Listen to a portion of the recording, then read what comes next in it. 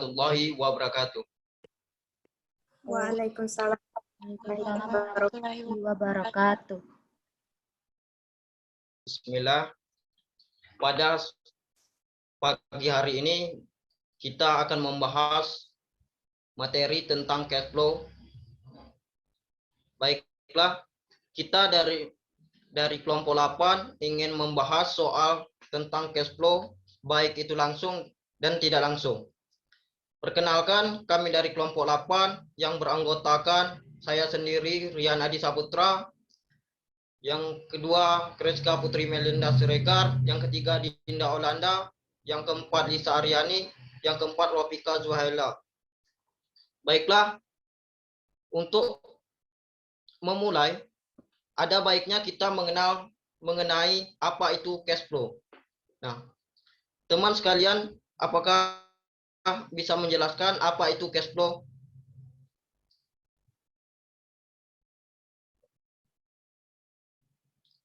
Cash flow atau laporan arus kas sendiri adalah laporan keuangan yang berisi penerimaan dan pengeluaran kas pada suatu sistem perusahaan selama periode atau waktu tertentu. Secara penyajiannya, laporan kas ini dibagi menjadi dua, metode langsung dan metode tidak langsung. Nah, untuk selanjutnya kita langsung ke soal. Kelompok kita akan mendiskusikan tentang dua buah soal ini. Kita mulai saja untuk diskusinya. Untuk persilakan. Ya, ini soalnya ya.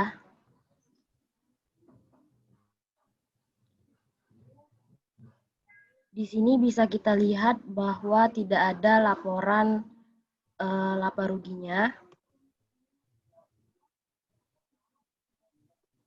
Di sini ada informasi tambahan. Jadi kalau tidak ada laporan laba rugi itu, apa yang pertama kita buat nih?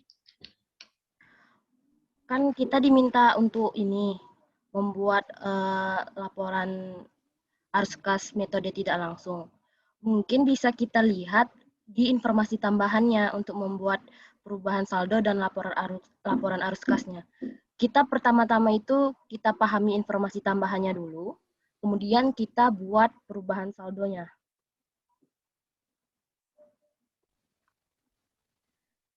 Jadi semua akun-akun yang ada di laporan ini posisi keuangan kita pindahkan semua. Ini kelompok aset. Kemudian nilai dari tahun 2019 dengan 2018 juga kita pindahkan. Tinggal kita salin aja. Kemudian juga sama dengan halnya kelompok liabilitas dan equity. Akun-akunnya kita pindahkan semua. Sama juga dengan nilai-nilainya. Kemudian kita hitung perubahan saldonya. Cara menghitung perubahan saldonya, nilai 2019 dikurang dengan tahun 2018. Ini hasilnya. Sama semua dengan yang liabilitas dan ekuitas. Apabila dia berhasil bernilai positif, berarti dia mengalami kenaikan, yaitu dinamakan increase. Apabila dia bernilai negatif, berarti mengalami penurunan yang dinamakan decrease. Kalau itu yang accumulation depreciation itu tetap kita ngitungnya dikurang seperti biasa, tapi dikasih min karena nanti mau ditotalinnya untuk pengurang kan? Ya, jadi di sini kita cara menghitung akumulasi depresiasinya 2019 tetap dikurang 2018 seperti biasa. Tapi dia kenapa di sini minus? Karena akumulasi depresiasi ini bagi di laporan posisi keuangan dia sebagai pengurang. Pengurang artinya berada di posisi kredit. Sehingga di sini ditulis minus, yaitu berarti sebagai pengurang di kelompok aset. Tapi kalau cara menghitung perubahannya tetap 2019 dikurang 2018. Sama juga dengan halnya dengan kelompok liabilitas dan ekuitas.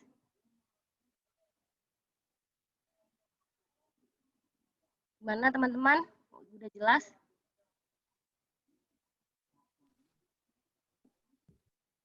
Berarti ini yang tentang equipment depreciation ini tadi, berarti hasilnya perubahannya positif, harus positif, yang positif ya? Harus positif atau Bisa ada yang bernilai negatif? bisa bernilai negatif dan bisa bernilai positif. Tergantung nilai pada tahun sebelumnya dan tahun yang akan dilaporkan. Kalau pada soal ini kita mengalami kenaikan, yaitu 2019 sebesar 52.800 dikurang dengan 2018 sebesar 45.100, sehingga dapatlah 7.700. Karena ini hasilnya positif, berarti kita mengalami kenaikan, yaitu berupa increase. Yang dinamakan increase. Tapi yang negatif ini jangan dijadikan patokan untuk kita menghitung perubahan, karena akumulasi depresiasi ini dibuat minus karena di laporan posisi keuangan dia berada di posisi kredit, sehingga menjadi pengurang pada kelompok aset.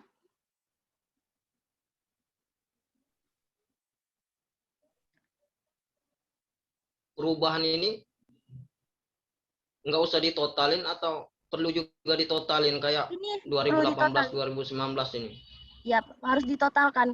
Nilai ini dengan nilai ini, aset dan liabilitas totalnya 2019 dan 2018 sama-sama harus sama. Kalau misalnya tidak sama, berarti ada yang salah. Harus balance gitu ya. Ya, kita coba di itu ya, pembahasan di laporan arus kas metode tidak langsungnya, biar jelas. Jadi, kalau kita mau buat laporan arus kas itu harus ada nama perusahaannya, harus ada judulnya, laporan arus kas, dan untuk tahun yang berakhir di 31 Desember 2019. Langkah pertama yaitu kita harus merubah laba bersih menjadi kas bersih dari aktivitas operasi.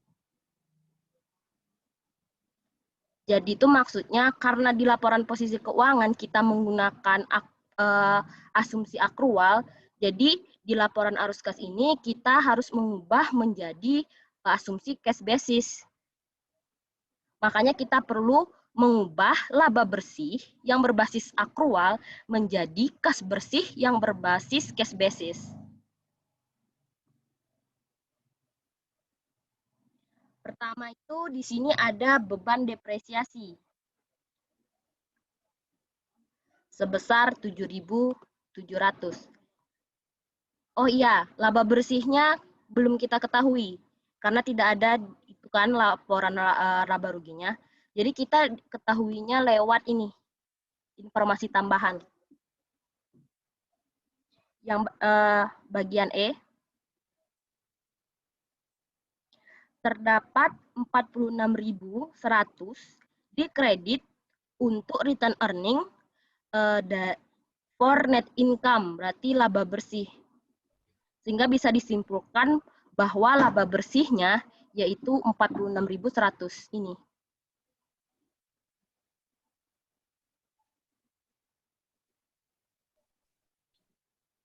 Gimana teman-teman? Jadi setelah kita dapat laba bersih dari informasi tambahan, terus kita ubah jadi asumsi cash melalui penyesuaian di beban-beban di bawah ini kan, yang termasuk dalam kas aktivitas operasi. Ya, betul. Pertama itu kan ada beban depresiasi. Kita lihat 7.700 ini. Kenapa dia dijadikan penambah di laporan arus kas? Karena pada asumsi akrual sebelumnya, dia tuh menghitung bahwa beban depresiasi ini sebagai pengurang. Padahal beban depresiasi ini secara logikanya kita seperti penyusutan, kita itu tidak mengeluarkan uang, hanya menurunkan nilai saja. Tidak ada kas yang kita bayarkan dan tidak ada juga kas yang kita terima. Non cash. Jadi beban depresiasi itu non cash kan Ya, sifatnya. betul. Sehingga sedangkan di akrual kan dia sebagai pengurang, makanya di Kalau ada sini yang kita keluarin, kita masukkan juga, tapi ini dulu kita kalau tambahkan ada dulu. uang yang kita keluarin, itu gimana? Ya kita tetap kita tulis di laporan arus kas. Pokoknya di laporan arus kas itu kita hitung kas yang keluar berapa, yang dibayarkan berapa, kas yang kita terima berapa. Pokoknya kan cash basis, jadi kita hitung semua yang berbasis cash.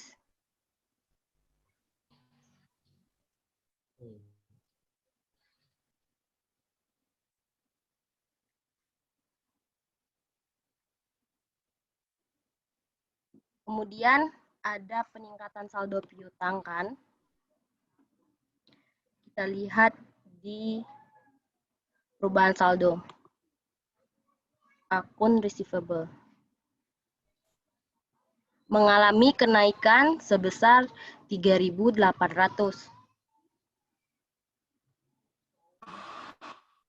Nah, di laporan arus kas, Jadi kalau ya, Itu kenapa kalau dijadikan ya satu-satu di mana?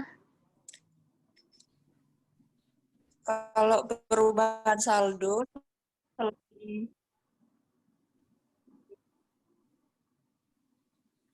ya, kalau perubahan saldo pada aset lancar selain kas, dia tuh jadi itu kan apa? Kalau meningkat tuh jadi pengurang, kalau menurun penambah. Iya, betul. Jadi akun-akun pada kelompok aset lancar apabila mengalami peningkatan itu dia mengalami sebagai pengurang. Tapi kalau misalnya dia mengalami penurunan, dia sebagai penambah. Jadi dapat hasil 3.800 tadi dari perubahan saldo, Ya, terus dimasukin ke laporan arus kas, jadi pengurang. ya.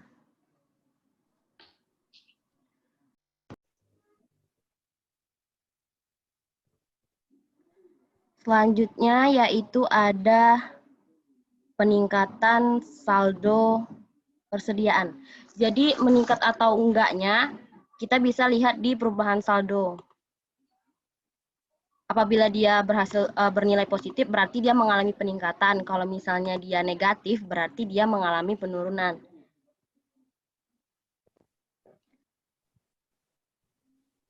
Saldo persediaan ini kan inventory, jadi sama-sama ke dalam kelompok aset lancar sehingga kalau mengalami peningkatan menjadi pengurang di dalam laporan arus kas.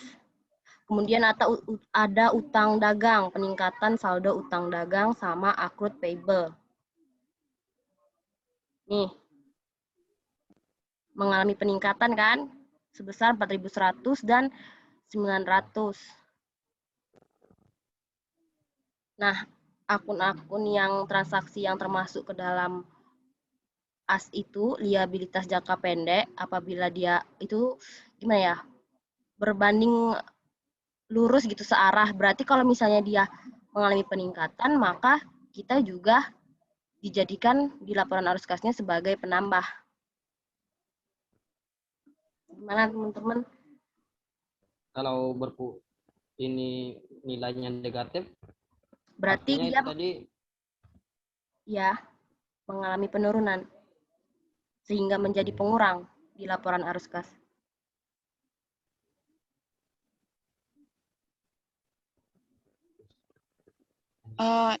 Kalau di soal itu yang termasuk aktivitas operasinya apa aja? Setelah kita identifikasi, jadi kita dapat yang mempengaruhi aktivitas operasi itu ini. Ada beban depresiasi, peningkatan saldo piutang, terus saldo persediaan, saldo utang dagang, dan accrued payable. Jadi yang termasuk aktivitas operasi itu transaksi tunai yang mempengaruhi pada laporan laba rugi, yaitu ada pendapatan dan beban-beban yang berhubungan dengan aktivitas operasi perusahaan. Kita tadi kan nggak ada di soal tadi nggak ada laporan laba rugi ya. Nah, Ya, kita ngambilnya dari ininya jawaban ini dari informasi tambahan ini aja ya. ya.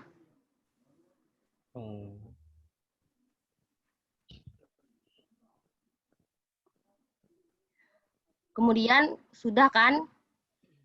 Jadi laba bersih ini ditambah dengan beban depresiasi, dikurang dengan peningkatan saldo, dikurang dengan peningkatan saldo piutang, dikurang dengan peningkatan saldo persediaan, terus peningkatan saldo utang dagang, sama peningkatan saldo accrued payable, dijumlah, dapatlah hasilnya ini, 41.900. Misalnya dia minus, berarti kan lebih banyak kas yang terpakai. Nah, karena di sini hasilnya positif, maka kita tulis bahwa kas bersih yang dihasilkan dari aktivitas operasi. Terus kalau negatif? Kalau negatif berarti kan lebih banyak kas yang kita keluarkan kan, yang kita bayarkan, berarti kas bersih yang terpakai.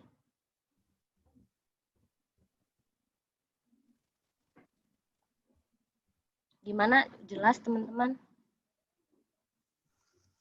Jelas, Mei. Iya, Mei. Selanjutnya kita tentukan arus kas dari aktivitas investasi. Nah, itu dari soal itu apa aja, Mei, yang aktivitas investasinya itu? Jadi, kalau kita mau mengidentifikasi arus kas dari aktivitas investasi, kita kan identifikasi soalnya dulu. Nah, kita tentukan mana yang dari soal ini termasuk ke dalam transaksi-transaksi tunai yang mempengaruhi kelompok aset tidak lancar. Nah, setelah kita identifikasi soalnya, kemudian kita identifikasi perubahan saldonya, maka dapatlah kesimpulannya bahwa kita ada melakukan penjualan investasi sebesar 45.000. Ini kita dapat dari ini, pada soal investasi. Pada tahun sebelumnya dia mempunyai investasi sebesar 45.000, ya kan?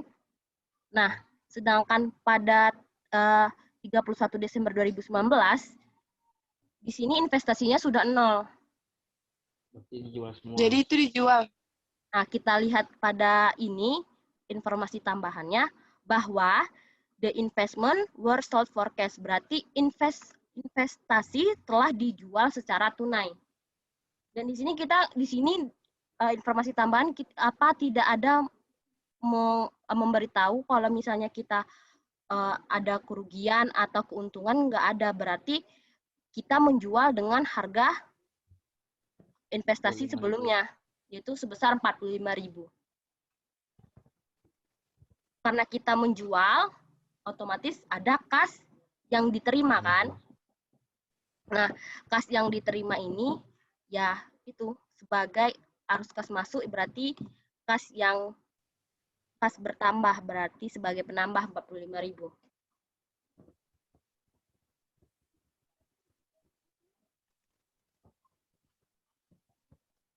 Kemudian setelah kita identifikasi lagi, ada pembelian tanah dan pembelian equipment. Kita lihat pada soal. Pembelian tanah, land. Iya, 2018 dia tidak punya tanah. Terus kemudian 2019 dia ada tanah sebesar 105.500. Equipment-nya juga dia mengalami kenaikan ini. Mengalami kenaikan sebesar 25.200.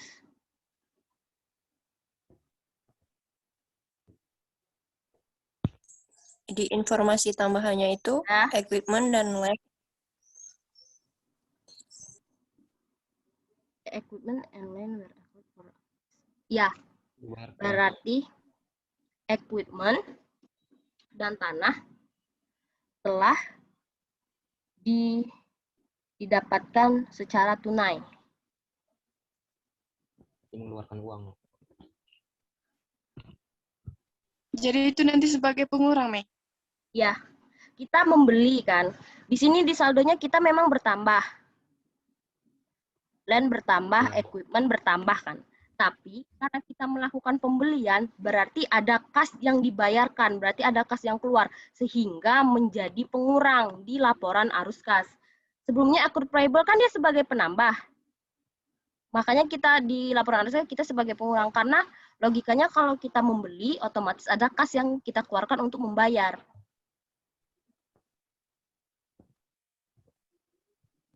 Kemudian kita jumlahkan 45.000 dikurang 105.500 dikurang 25.200, dapatlah hasilnya minus 85.700. Seperti yang dibilang, karena dia minus, berarti kas bersih yang terpakai dari aktivitas investasi.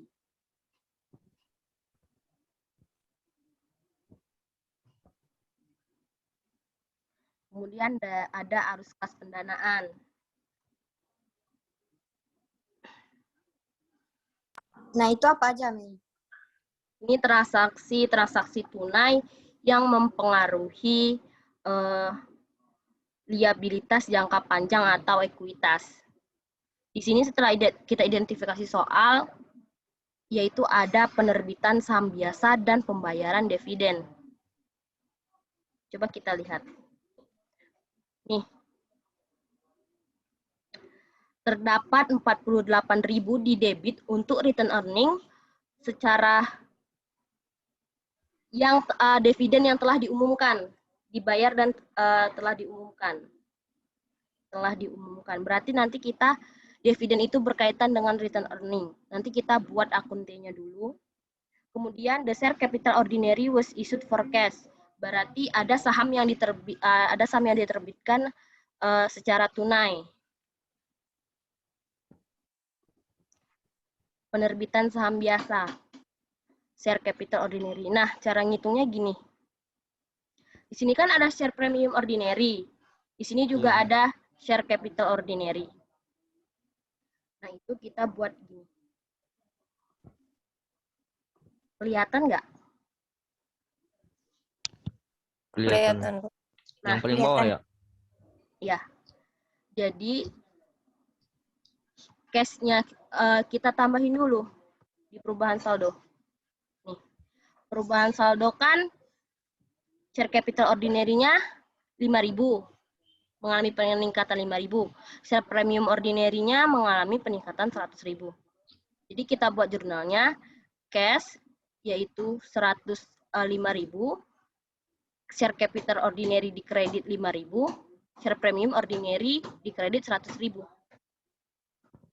Sehingga dari saham yang kita terbitkan itu kita memperoleh kas sebesar 105.000.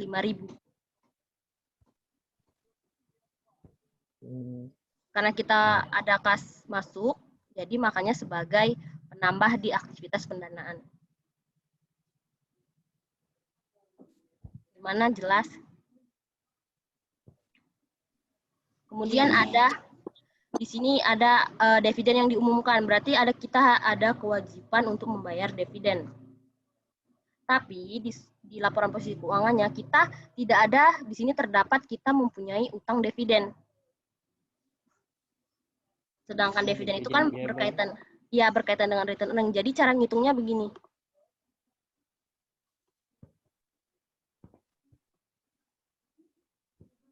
Kita cari dulu dividen yang diumumkan. Dengan cara 182.800 kita dapat dari return earning tahun 2018. Kemudian ditambah dengan net income. Net income kan terdapat pada ini kan informasi tambahan tadi. Kemudian ditambah kita kurangkan dengan return earning pada tahun 2019, 31 Desember 2019. Dapatlah hasilnya ini, 48.000. Jadi dividen yang diumumkan itu sebesar 48.000.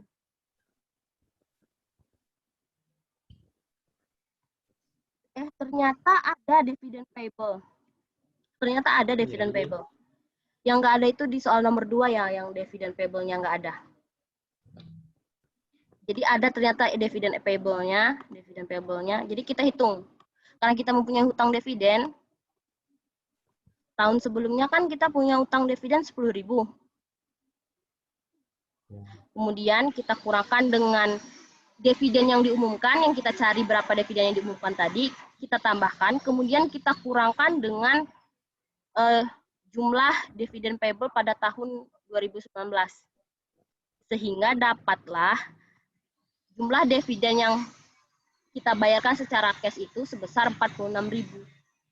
Berarti kas yang kita keluarkan untuk membayar dividen sebesar 46.000. Nah, 46.000 ini yang kita masukkan ke dalam laporan arus kas sebagai pengurang karena kita membayar. Gimana, paham nggak? Di return earning ini Jadi, tadi ini return earning-nya. masukkan kemana itu maksudnya? Enggak, ini return earning ini untuk kita mengetahui berapa dividen yang diumumkan. Karena di sini kita ada akun dividen payable, jadi kita membayar hutang dividen kita dengan dividen yang Mencari diumumkan. dividennya ya. Iya. Karena dividen itu selalu berkaitan dengan return earning. Jadi kalau nggak ada di soal itu dividen, bisa mencari di return earning ya? Iya. Betul.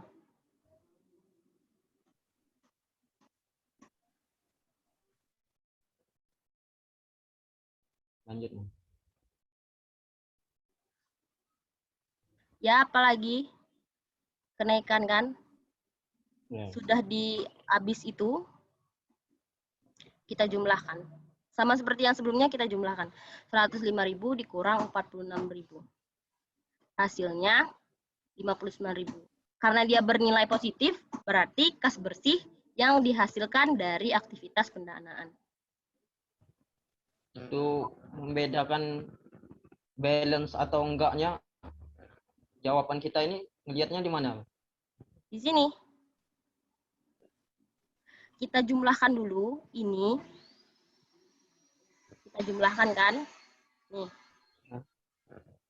Kita jumlahkan. Kita jumlahkan, dapatlah hasilnya 15.200. Berhasil positif. Berarti kalau misalnya dia positif, berarti dia mengalami kenaikan. Kalau misalnya dia negatif, dia mengalami penurunan. Karena lebih banyak kas yang terpakai kan daripada kas yang diterima. Makanya kenaikan kas bersih tahun 2019 itu sebesar 15.200. Untuk kita lihat salah apa benarnya, kita bisa lihat di perubahan saldo. Kita hitung tadi 15.200 kan, di perubahan saldonya sama 15.200. Berarti memang benar mengalami kenaikan sebesar 15.200. Kemudian kita masukkan kas awal periode 1 Januari 2019. Maksudnya itu 1 Januari 2019 itu ini awal periode 53.700 kan, kita masukkan. Kemudian kenaikan kas bersih ditambah dengan 53.700 ini kas awal periodenya. Nah, menghasilkan kas pada akhir periode 31 Desember 2019 dan itu nilainya 68.900. Nah, kalau misalnya kalau kita mau tahu betul apa salahnya laporan arus kas kita, bisa dilihat dari ini. Nilai ini harus sama dengan saldo kas per 31 Desember 2019 pada laporan posisi keuangan. Kita lihat di laporan posisi keuangan. Sama kan? Ya, sama. Ya berarti balance. Iya, sama. Insya Allah benar. Oh, kalau udah balance berarti benar ya? Ya insya Allah benar.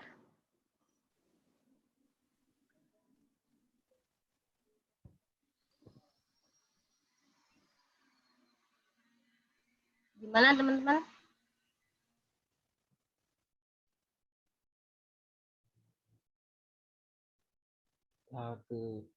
Lanjut ya. Bahasan yang kedua.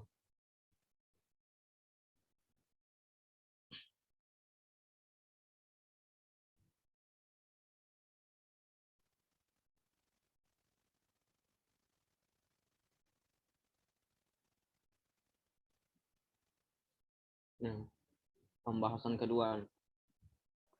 Gimana, ada yang bisa ini menjelaskan teman-teman? Oke, pada pembahasan soal yang kedua ini, yaitu pada duty company. Nah, pada kelompok aset itu ada kas, ada akun receivable, ada inventory, ada investasi, ada equipment, dan ada akumulasi depresiasi. Nah, pada liabilitas dan ekuitas itu ada akun payable, ada akun accrued expense payable, ada bonds payable, ada common stock, dan retained earning. Nah, pada income statement itu ada sales revenue, gain on sales of equipment, dan cost of goods sold, operating expense, depreciation expense, income tax, interest expense, dan hasilnya itu net income. Nah, sebagai informasi tambahan, yaitu yang pertama ada equipment dengan harga perolehan $92.000 telah dibeli secara cash pada tahun tersebut. Nah, untuk yang kedua yaitu investment telah menjual pada harga perolehannya. Yang ketiga yaitu equipment dengan harga perolehan $47.000 telah terjual dan menghasilkan keuntungan sebesar $8.750. Nah, untuk yang informasi tambahan yang keempat, yaitu dividen tunai telah diumumkan dan dibayar pada tahun ini.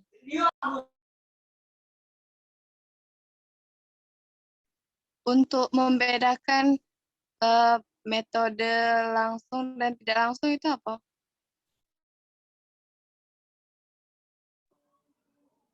Kalau menurut aku, ini cara menghitung di laporan arus kasnya. Kalau metode tidak langsung, kita tuh melakukan penyesuaian untuk mengubah laba bersih menjadi kas bersih dari aktivitas operasi. Sedangkan kalau untuk perhitungan yang langsung, kita itu menghitung selisih dari penerimaan kas bersih yang dihasilkan dari penerimaan kas atau pembayaran kas dari aktivitas operasi. Kita menghitung selisihnya kalau yang metode langsung. Kalau misalnya metode tidak langsung, kita melakukan penyesuaian untuk mengubah kas bersih, mengubah apa tadi? Coba kita lihat. Nih, mengubah laba bersih menjadi kas bersih. Ya.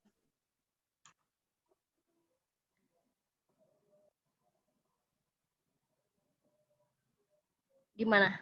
Gimana, Rofika? Paham? Ya, paham, Mei.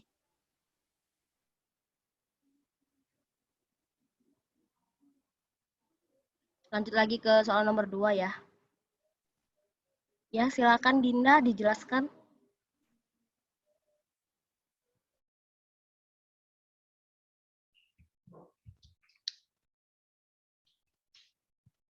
Ya, yang pertama itu untuk menghitung perubahan saldo ya sama ya seperti perubahan tidak langsung pada metode tidak langsung. Yaitu kita menyalin kembali akun-akun yang terdapat pada laporan posisi keuangan. Nah, terus kita masukkan saldo dari setiap akun. Lalu kita untuk menghitung perubahannya itu kita mengurangkan selisih dari 31 Desember 2012 dengan 31 Desember 2011. Nah, untuk case yaitu dia mengalami peningkatan yaitu sebesar 45.450. Nah, untuk akun yang selanjutnya itu juga mengalami peningkatan. Nah, untuk akumulasi depresiasi itu sama ya penjelasannya. Itu dijadikan pengurang karena akumulasi penyusutan itu dijadikan pengurang, tetapi tetap cara penghitungannya itu 49.500 dikurang 40.000. Nah, hasilnya itu mengalami peningkatan sebesar 9.500. Nah, begitu juga untuk akuliabilitas dan ekuitas, itu juga sama biasanya.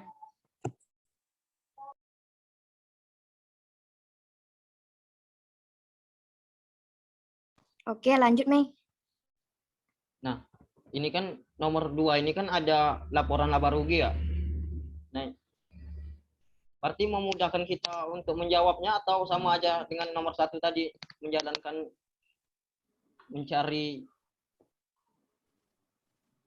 laporan laba rugi juga?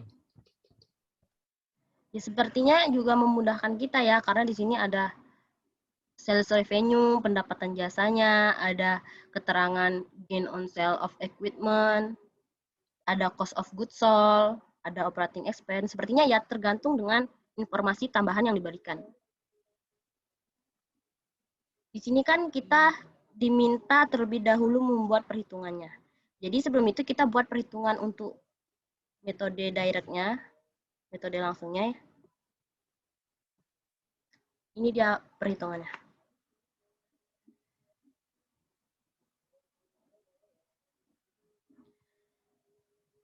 Pertama yaitu kita menghitung kas yang diterima dari pelanggan. Karena kas yang diterima dari pelanggan yaitu ada penjualan kan. Kita lihat penjualan. Nah, di sini sales revenue 297.500. Kita pindahkan ke sini. Kemudian ada peningkatan akun receivable. Receivable itu piutang sebesar 33.800. Kemudian kita pindahkan ke sini. Sama seperti yang aku jelaskan tadi, kalau misalnya peningkatan akun receivable yang mempengaruhi kelompok aset lancar, berarti kalau dia mengalami peningkatan akan menjadi pengurang. Sehingga penjualan dikurang dengan piutang, itu dapatlah kas yang diterima dari pelanggan sebesar 263.700.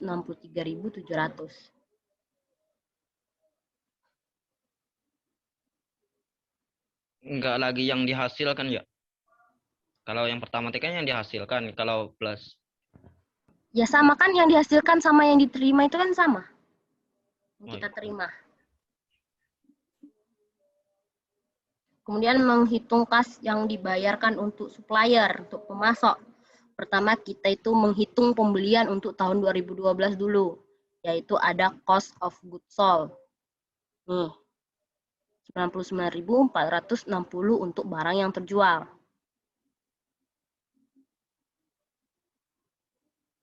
Cost of goods sold, kan? Kemudian peningkatan inventories. Dia sebagai penambah, karena kan kas yang dibayarkan untuk supplier. Jadi di sini nanti hitungnya juga sebagai pengurang, tapi kita menghitung dulu. Dia sebagai pengurang itu berapa dulu. Tuh, peningkatan inventories, berarti kita ada membeli inventories kan, persediaan, sebesar 19.250. Jadi pembelian itu kas yang kita bayarkan untuk supplier itu sebesar 118.710. Nah, langkah kedua yaitu menghitung kas yang dibayarkan pada supplier pembelian selama tahun 2012. Ada peningkatan akun payable. Kita lihat akun payable. Nih.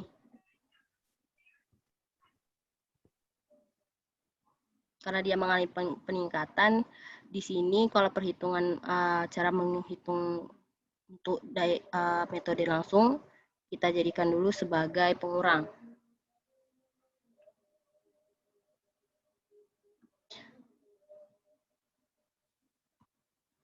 Kita jumlahkan. Nih, udah pakai rumus ya. Udah pakai rumus. Dapatlah hasilnya 109.290.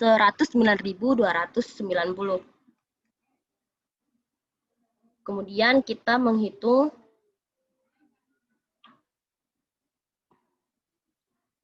kas yang dibayarkan untuk beban operasi. Beban operasi pertama ada 14.670. Kita dapat dari soal. Terus penurunan accrued payable kita dapat dari perubahan saldo. Kita pindahkan. Kemudian kita jumlahkan lagi kas yang dibayarkan untuk beban operasi. Kemudian kita menghitung kas yang diterima untuk membayar pajak. Di sini soal kita ada income tax, yaitu pajak penghasilan. Berarti kas yang dibayarkan untuk pajak sebesar 7.270. Karena tidak ada informasi pada laporan posisi keuangan tentang akun income tax payable-nya, makanya langsung aja kita tulis di sini sebagai pengurang untuk kas yang dibayarkan untuk pajak. Karena tidak ada keterangan lain gitu. Jadi langsung kita jadikan sebagai pengurang kas untuk yang dibayarkan pada Langsung masukin aja ya? Ya. Ya, betul. Kemudian kita menghitung kas yang dibayarkan untuk beban bunga. Nih, beban bunga. Interest expense. Kas yang dibayarkan untuk beban bunga sebesar ini kan. Nah, setelah kita buat ini, perhitungan dengan metode langsungnya, kita buatlah laporan arus kasnya. Nah, ini yang menjadi pembeda dengan laporan arus kas di metode tidak langsung. Kita buat dulu judulnya di duty company, laporan arus kas untuk tahun yang berakhir pada 31 Desember 2012. Ini Jadi- laporan arus kasnya boleh pakai per bulan Boleh, tergantung bulan. perusahaannya. Gini, kalau laporan posisi keuangan itu kan bisa per bulan, bisa tergantung perusahaannya. Tapi kalau misalnya laporan arus kas itu biasanya untuk tahun yang berakhir pada 31 Desember 2012 atau akhir periode.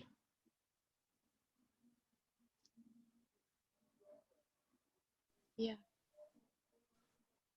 Berarti kalau indirect ini tadi pakai hitungannya seperti direct ini ya? Beda, Dari kalau hitungannya. indirect itu kan tidak langsung beda. Kalau kita tuh menghitung selisih antara kas yang kita terima dengan kas yang kita keluarkan untuk membayar. Ini kan selisih nih. Kalau misalnya yang indirect tadi yang tidak langsung, kita tuh mengubah laba bersih dulu menjadi kas bersih dengan melakukan penyesuaian. Kalau ini kita menghitung selisihnya kalau metode langsung nih dengan perhitungan direct ini untuk mengetahui selisihnya.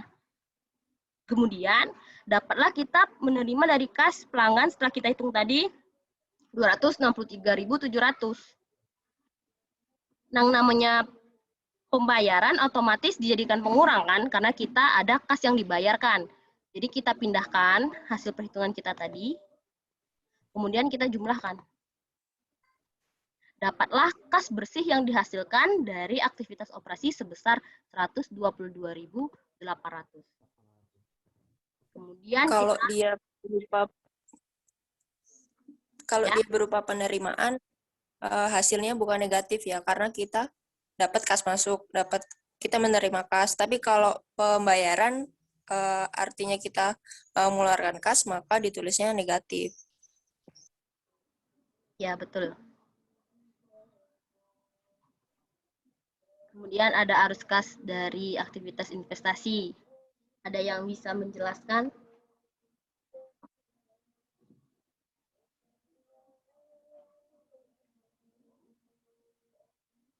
Ada yang bisa menjelaskan nggak, teman-teman?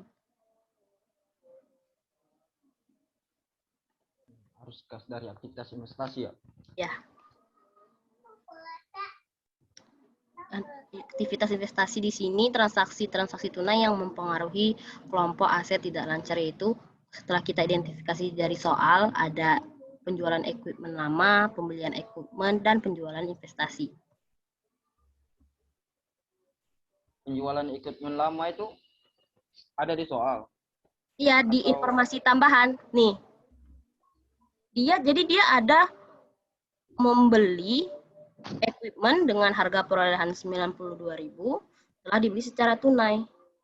Dan juga dia ada menjualkan equipment dengan harga perolehan 47.000 dan telah terjual secara tunai menghasilkan keuntungan atau gain sebesar 8.750. Oh, kirain dari tahun sebelumnya equipment itu. Ini ada jurnalnya, kita lihat.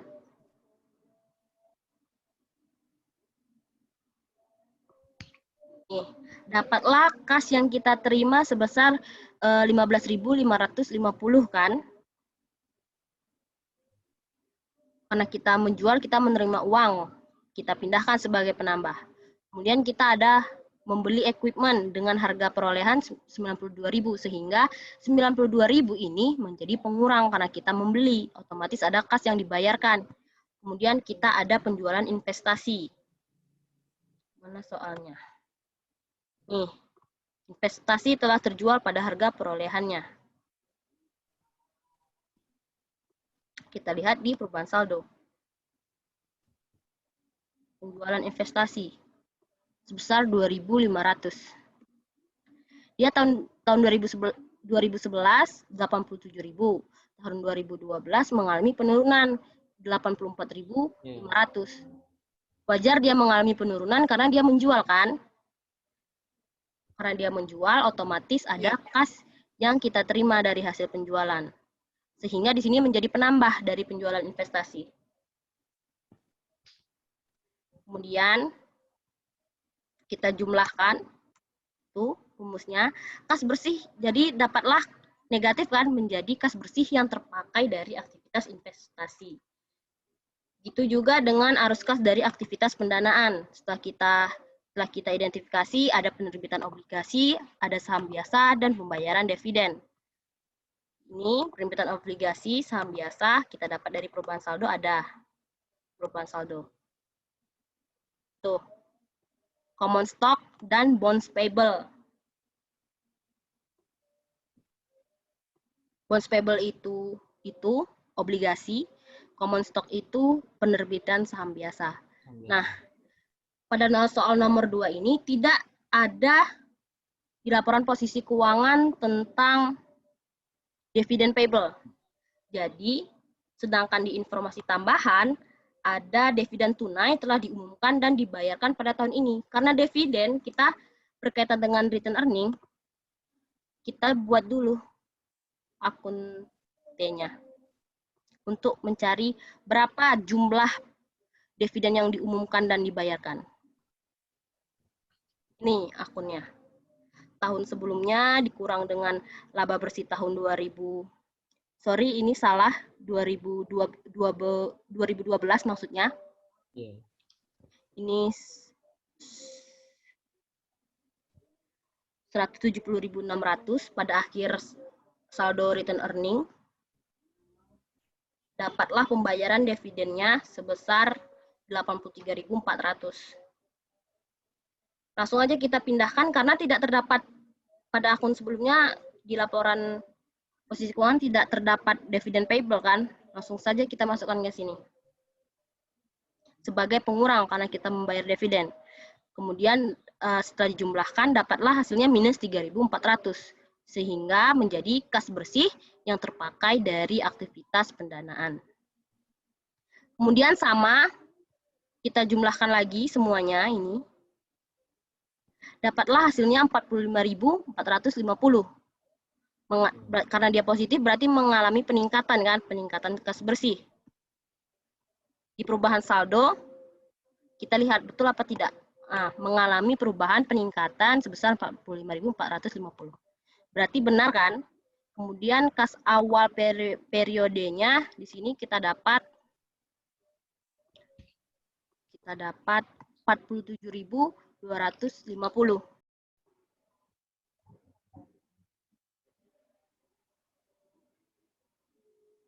Nah, jadi kan peningkatan kas bersih tadi untuk tahun 2012 sudah sama dengan perubahan saldo.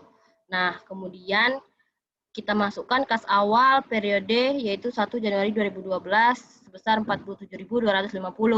Kita tambahkan yaitu nanti hasil akhirnya harus sama pada kas pada akhir periode 31 Desember 2012.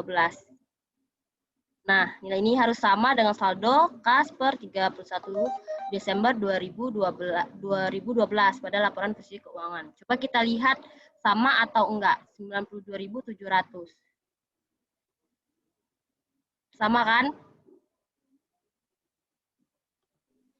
Iya, sama. Berarti balance dan insya Allah benar. Gimana teman-teman, ada lagi yang mau ditambahkan? Berarti cash itu jadi acuan buat benar atau salahnya ya. Jadi ini buat ngeliatin balance atau tidaknya dari nilai kas tahun sebelumnya dan tahun sekarang. Iya Rian, karena kan di sini kita membuat laporan arus kas. Jadi emang mengacu pada kas.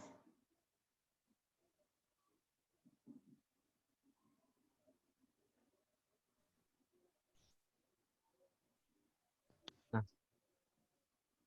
ada yang ditanyakan lagi enggak?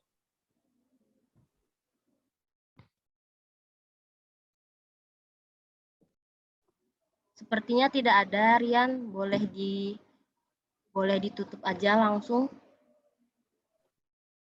Nah, kalau nggak ada lagi, kalau gitu kita tutup aja diskusi kita. Jadi kesimpulan kita berdiskusi ini tentang arus kas ini sendiri, yaitu keuangan yang berisi penerimaan dan pengeluaran kas pada suatu periode dan waktu tertentu. Secara penyajian laporan kas ini dibagi menjadi dua, yaitu kita bahas tadi, metode langsung dan tidak langsung. Soalnya juga kita sudah bahas. Nah, selanjutnya kesimpulannya yaitu dalam penyusunan laporan terdapat unsur dan komponen yang harus diperhatikan agar laporan arus kas itu diterbitkan sesuai dengan keadaan komponen tersebut, antara lain yang pertama aktivitas operasinya, yang kedua aktivitas investasinya, yang ketiga aktivitas pendanaannya. Informasi tambahan?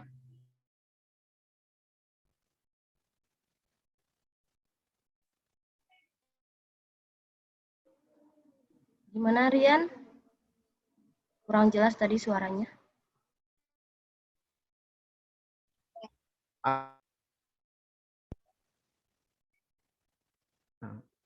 Kalau tidak, untuk diskusi kita pada hari ini kita cukupkan. Semoga kita ada manfaat diskusi yang kita telah lakukan. Saya akhiri. Wabillahi taufiq wal hidayah. Wassalamualaikum warahmatullahi wabarakatuh. Waalaikumsalam warahmatullahi wabarakatuh. Ya, terima kasih semuanya. Sama-sama, terima kasih juga.